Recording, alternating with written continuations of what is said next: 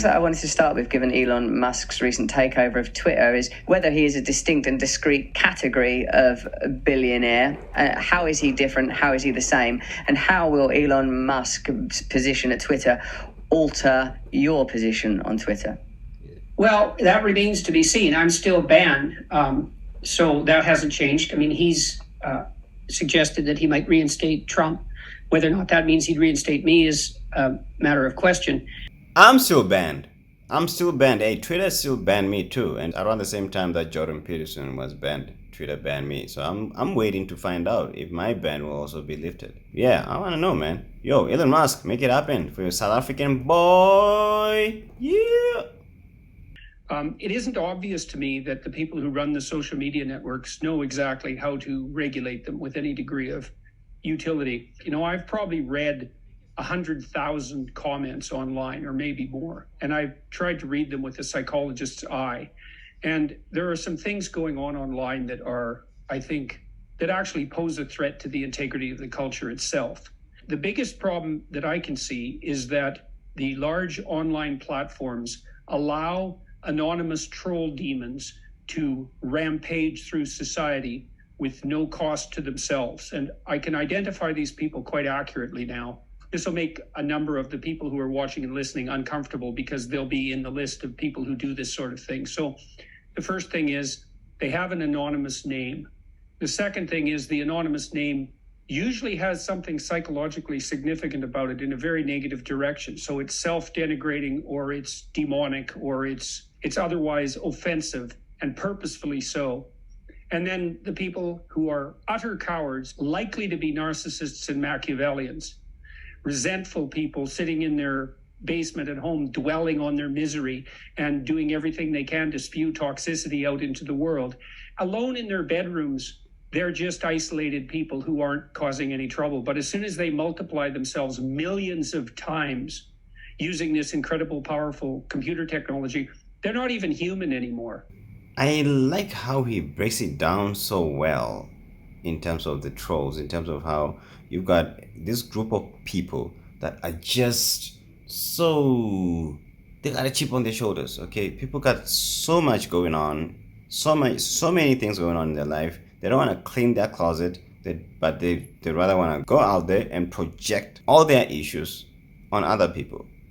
That's what's constantly happening on social media. You see that all the time. I see that within the Christian faith, where almost everybody that I speak with who has a chip on their shoulder about the Christian faith or Christians or whoever did something to them somewhere along the way in their life, they're just projecting stuff. It's something that we always hear all the time, but it's just one of the things that you just never. I guess I'm curious to find out what his psychological take on it is, what he thinks Twitter's role should be in terms of how do we alleviate things like that, how do we treat these type of things. I think, there's been a lot of conversation about what exists out there, but there's very few conversations that suggest what the solution is. In my estimation, they're literally a demonic force. And I mean that in a technical sense, right? You and I aren't exactly you and I in this conversation because we're amplified hundreds of times or thousands of times or hundreds of thousands of times. And so we're not just human, we're androids in some sense operating in a virtual space. And these online trolls have that power because they have access to an audience that they would never gather by their own merits. They are saying things that are derisive and inflammatory and that would absolutely 100% get them punched if they ever said it in public. Imagine. Yeah, obviously. You can't say stuff to people in public. You know what I'm saying? You can't do that. But that's just how it is, That there's a hierarchy of unconstrained people. And there's a variety of people who are very unconstrained, but in normal social discourse would be able to keep themselves under control because of the controls that are there in normal social discourse. You lift those controls and they just go off. And so that's what we're seeing online. And that has to be stopped. I think the large tech companies should be required to put in know your customer laws. They should ban anonymous accounts, but in this way. Imagine that you have a section for comments where it's real human beings that are verified, and you have another section underneath that's for anonymous troll demons. And if you want to go visit their hell and see what their resentful minds are spewing into the public landscape, then you can. Otherwise, you stick to the real human beings. And I like that.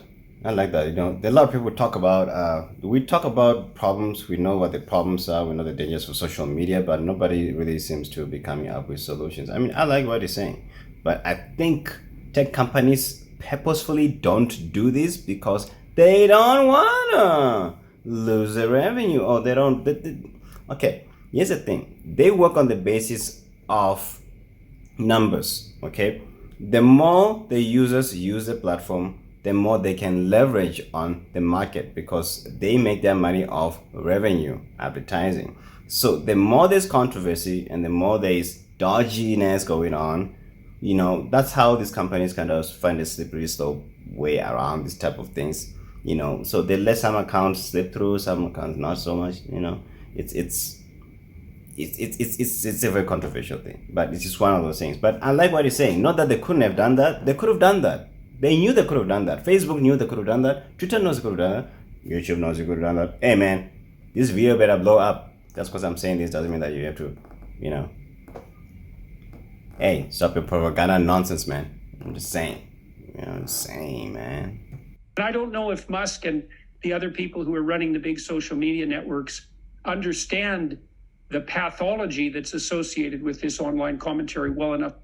They do understand. They do understand well enough. Okay, I can guarantee you that. They also understand the revenue that comes with it. To control it. So we'll see. What I would like to draw your attention to, still sort of within the broad rubric of looking at Musk's acquisition of Twitter and how that may play out and how it may affect you personally. I was myself struck with, like, you know, I think the tweet that you were banned for was sort of like commenting on Elliot Page. How do we prioritize compassion, kindness, love? And can't this basic palette of principles prevent us from getting into conflict around these ideas? Well, it isn't obvious to me that love can be reduced to compassion at all, because for a variety of reasons. First of all, I think love is a multidimensional virtue, and there's many other virtues than compassion. Think about it this way, Russell. Imagine that the purest expression of compassion is the love of a mother for a true infant. We could really think about that as true compassion, 100% compassion. And the reason for that is that if you have an infant from birth to, say, 6 months old, nothing the infant does is ever to be questioned. The proper response to the infant is whatever the cause of their distress, you immediately prioritize its reduction. But then as the child starts to develop, and as soon as it becomes capable of its own voluntary movement, as soon as it becomes ambulatory, its nervous system starts to change, of course. But then there are other elements that have to be introduced into the relationship to make it a relationship of proper love. And some of that's judgment, which is often considered antithetical to compassion. And some of it's encouragement, and encouragement has a fair bit of judgment in it, because when you're encouraging someone, you're not exactly being compassionate for who they are. You're doing what you can to facilitate who they could be. And what you're doing constantly when you're encouraging someone is prioritizing who they could be over who they are. And that's an element of judgment. And that judgment, you might say, if you're not thinking about it precisely from the religious perspective, is your own ability to decide which parts of you should go. Then the question is, are you compassionate for who you are? Or are you compassionate for who you could be? And the second is just as important, or maybe more important. And when that's applied to the self, I can see that the requirement for this judgment, the great success you've had in, you know, clean your room, stand up straight, these kind of edicts offered to young men or young people who require discipline, I can see the success of that. But Jordan, I feel that when it becomes an outward strike of like, this person should not have done this thing, this is the impact that these actions will have on the culture, this will lead to this kind of denigration, this will lead to decisions that are, in my view, palpably wrong.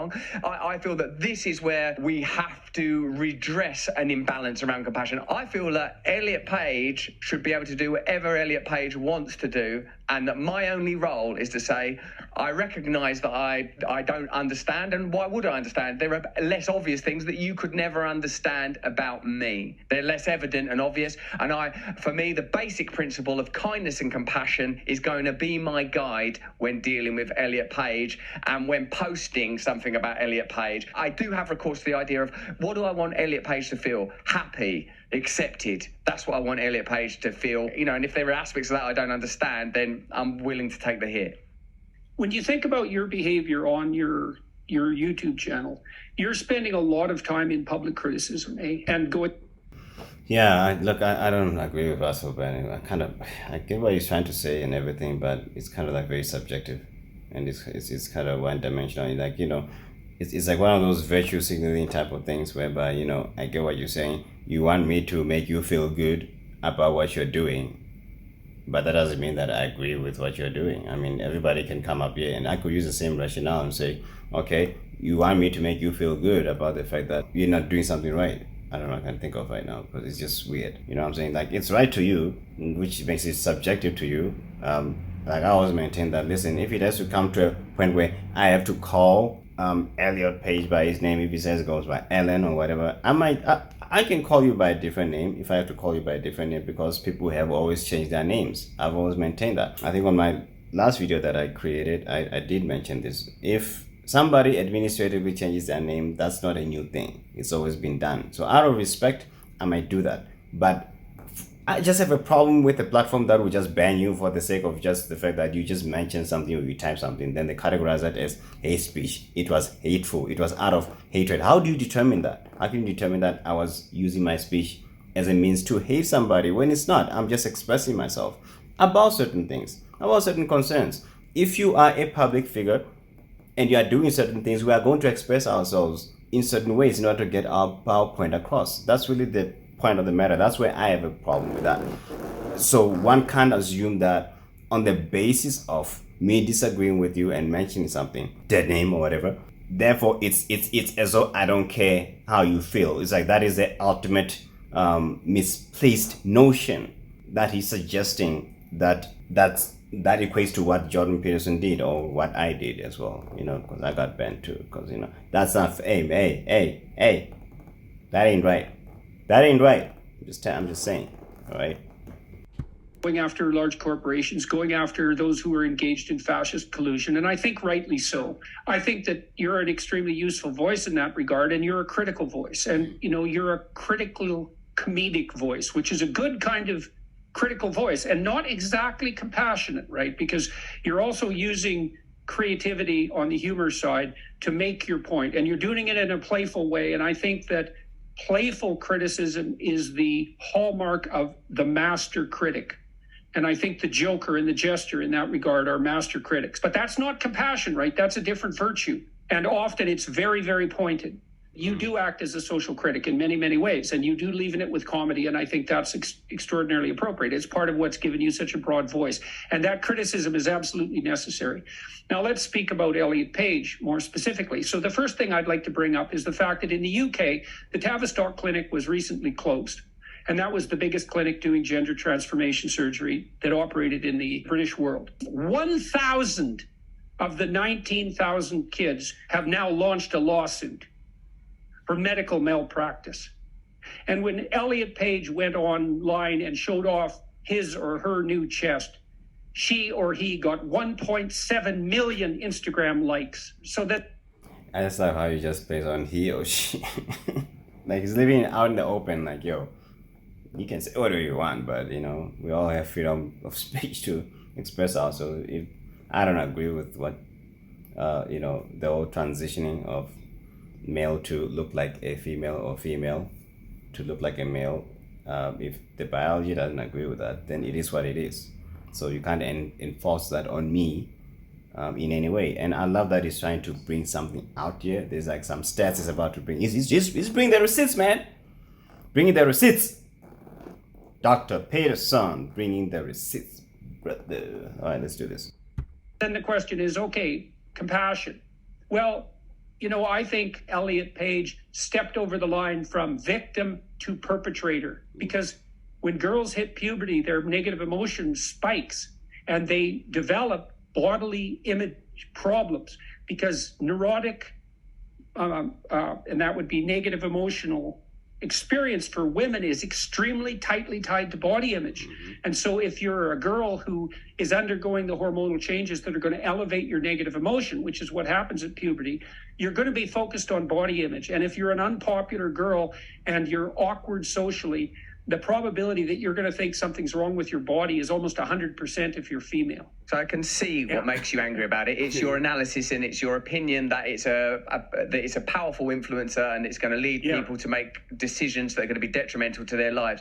But the evident and palpable anger, I feel, diminishes your position because now anger is in the conversation. I think you offer a great deal that is valuable and necessary, but I feel beyond the value and necessity of honesty, authenticity, and information that is underwritten by data and experience, I feel that it creates more opposition to approach a matter like this. What are we going to anchor ourselves to ultimately, Jordan, navigating this space? Are we going to be participants in creating more and more ossified and oppositional camps, or are we going to create cartilage between us so that we can move between a room that Jordan Peterson is in and a room that Elliot Page is in and say, look, I believe in love, and I know it's complicated. I think you're beautiful and full of love. I really believe in that. And then when I sort of hear people being dismissive of you, it upsets me. And I see how you arm them. I feel that you arm them by sort of, in their language, dead naming Elliot Page. And I feel like why would you do that? It isn't necessary. Of course, it's the statistics you've cited about the Tavistock Clinic appear to speak for themselves.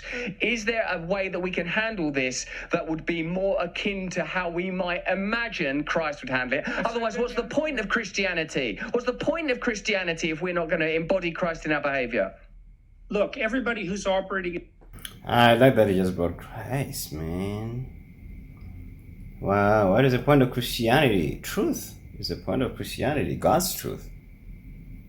But God's truth that brings light to a world of darkness where the devil twists what is truth in order for everybody to believe that they can take what is false and turn it into what suits themselves. And in turn, that turns to, or they attempt to translate that into what is truth.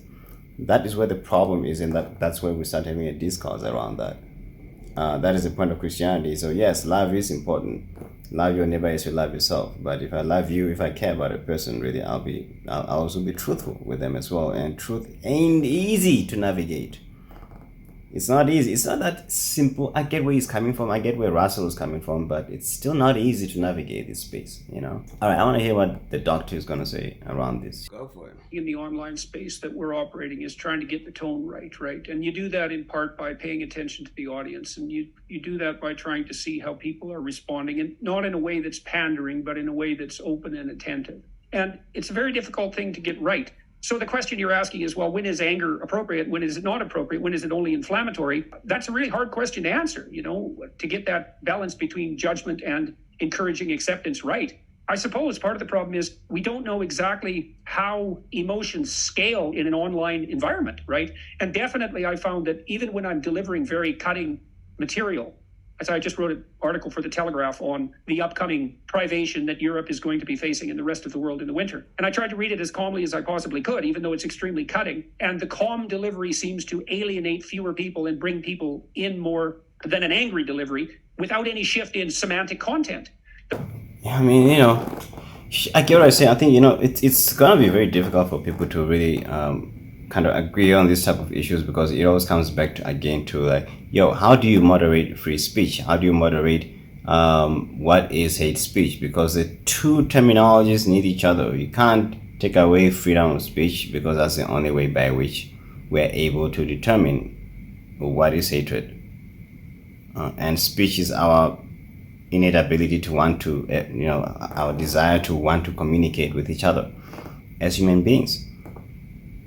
Now, there are just scales of how we exercise that freedom, yes, but then that is to also be examined within the module of what freedom of speech is. We know the freedom of speech has to be exercised Speech has to be exercised, which is free, of course, you know. So, but for us to understand, then, you know, by which means am I now? How am I exercising my freedom of speech, my sense of freedom of speech, or whatever? How is it hatred? How can you tell the emotions that I'm using, or the intentions behind my usage of speech and so forth? If you begin to censor people, and people cannot express themselves within just scales of what they feel is their right to disagree, or for at least to have a civil discourse of some sort in whatever we might be discussing, which is where Twitter and all this policy administration sort of comes in. And I get where Russell was coming from about this whole thing about, you know, what is the point if we're not expressing ourselves? You know, one is not expressing themselves with compassion. What is the point of Christianity? What is the point of Christ? Yes, I get that, but you know, it's a bit tricky in that sense, because it feels that one is suggesting that the one who disagrees is not exercising compassion. But one can disagree for the sake of compassion, because I'm showing compassion even more than those who suppose themselves to be the allies, or those who are responding to someone who's transitioning into, or rather wants to transition to a different gender, as they say. And they're just kind of doing it for virtuous reasons of showing their support and that they are the allies. And then it plays out with these ideas that, you know, we are better than them, we are the allies, they are the enemies. And then you have all these social issues that are at play, that are at war.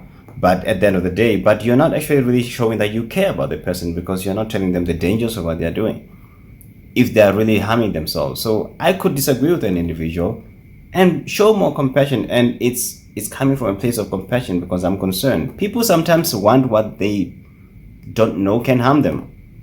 People want what is harmful at times, and they don't know any better. And I think that the best way to show compassion to a person, or the highest level, the highest form of compassion, is speaking from a place of honesty. That's what I think personally. But I love the discussion between the two. I think you know, it's compressed. I haven't watched the full version. I don't know if this is I don't think this is a full version. There's a lot of editing involved, but I think I got the gist of what they're talking about.